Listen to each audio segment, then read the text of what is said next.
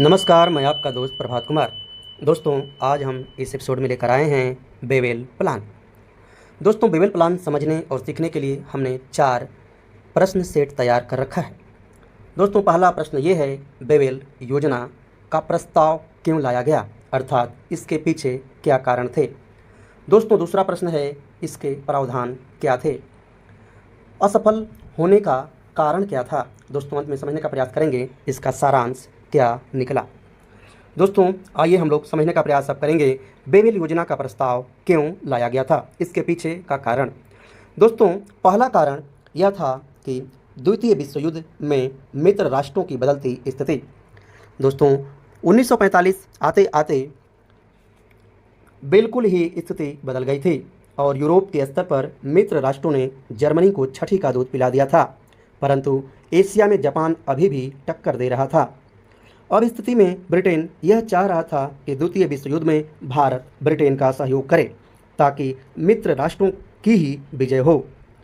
दोस्तों, दूसरा कारण इसका यह था कि कांग्रेस और मुस्लिम लीग के बीच अपनी अपनी मांगों को लेकर बढ़ती सशक्तता।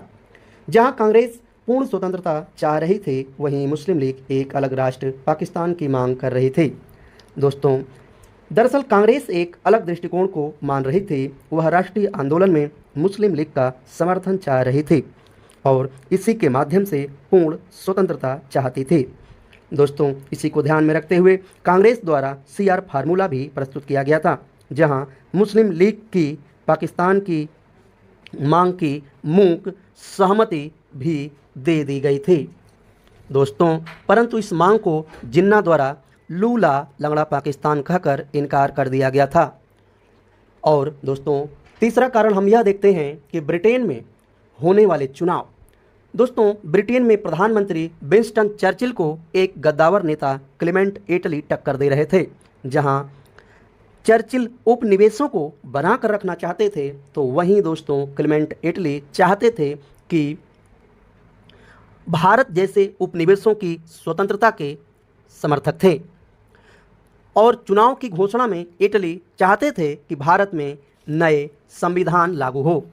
दोस्तों, चौथा कारण उसका यह था कि विंस्टन चर्चिल चुनाव को देखते हुए ब्रिटेन में यह प्रदर्शित करना चाहते थे कि वह भारत में समस्या समाधान के प्रति बहुत ही गंभीर हैं। इसी उद्देश्य से चर्चिल ने भारत में नवयुक्त वायसराय, जो अभी तक कमांडर इन चीफ थे, वावेल, उन्हें एक निर्देश दिया कि वह एक ऐसा खाका तैयार करे ताकि भारत में संवैधानिक सुधारों को लागू किया जा सके।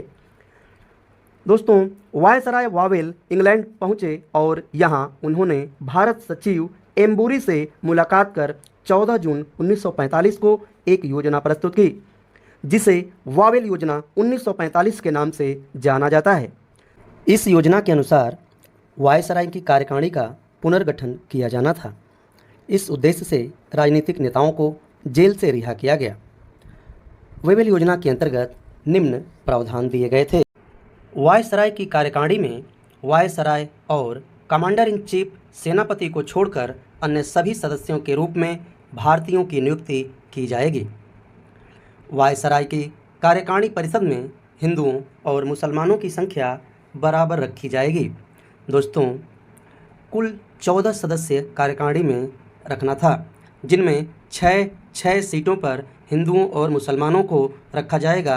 बाकी शेष 2 सीटों पर, एक पर दलित और एक पर अल्पसंख्यक वर्ग को रखा जाएगा। विदेशी मामले भारतीयों को सौंप दिए जाएंगे। गवर्नर शासित राज्यों में उत्तरदायी सरकार की स्थापना की जाएगी। वायसराय की विशेषाधिकार शक्ति को समाप्त नहीं किया जाएगा, लेकिन इसका प्रयोग करना भी आवश्यक नहीं समझा जाएगा। वीटो का पावर लगाने के लिए आवश्यक ठोस कारण होना चाहिए, ऐसा बताया गया। दोस्तों, कहा गया पुनर्गठन के पश्चात वायसराय की कार्यकारिणी 1935 के भारत शासन अधिनियम के अंतर्गत एक अंतरिम सरकार के रूप में कार्य करेगी। युद्ध के पश्चात संविधान सभा का गठन किया जाएगा, जो एक नए संविधान का निर्माण करेगी। दोस्तों, ये कहा गया राजनीतिक दलों की शिमला में एक संयुक्त बैठक बुलाई जाएगी ताकि कार्यकारिणी के सदस्यों की नियुक्ति के लिए एक सर्वसम्मति से सूची तैयार की जा सके। दोस्तों, इस प्रावधान के अनुसार शिमला में सर्वदलीय सम्मेलन हुआ जो 25 जून 1945 से 6 जुलाई 1945 तक चला। दोस्तों, अब इसी घटक के साथ असफल होने का कारण भी हम समझेंगे। दोस्तों, सम्मेलन शिमला में ज्यों आरंभ हुआ तुरंत विवाद भी हो गया। भारतीय नेताओं के पहुंचते ही ऐसी घटना घटित होने लगी। दोस्तों, वायसराय की कार्यकारिणी में जितने भी मुस्लिम सदस्य होंगे उनका चयन केवल मुस्लिम लीग के द्वारा ही किया जाना चाहिए, क्योंकि वही मुसलमानों की एकमात्र पार्टी है। ऐसा कहना मुस्लिम लीग की विवादित तर्क था। दोस्तों, कांग्रेस को भी मुस्लिम सदस्यों को चुनने का अधिकार होना चाहिए, क्योंकि वह अखिल भारतीय पार्टी है, ऐसा कांग्रेस भी कहने लगी। दोस्तों, इस प्रकार देखा गया कि अंततः लॉर्ड बेवल द्वारा शिमला सम्मेलन को असफल कहकर समाप्त घोषित कर दिया गया। इस प्रकार भारत की संवैधानिक समस्या का समाधान करने से संबंधित अंग्रेजों का एक और प्रयास असफल हो गया। दोस्तों, अब हम सारांश समझने का प्रयास करेंगे। दोस्तों, कांग्रेस ने जिन्ना के मत को इसलिए स्वीकार नहीं किया क्योंकि ऐसा करने से कांग्रेस एक सांप्रदायिक दल अर्थात हिंदू दल के रूप में जानी जाती और मुसलमानों का एकमात्र प्रतिनिधिकर्ता मुस्लिम लीग को मान लिया जाता, जिससे मुस्लिम लीग की भारत विभाजन की मांग और मजबूत हो जाती।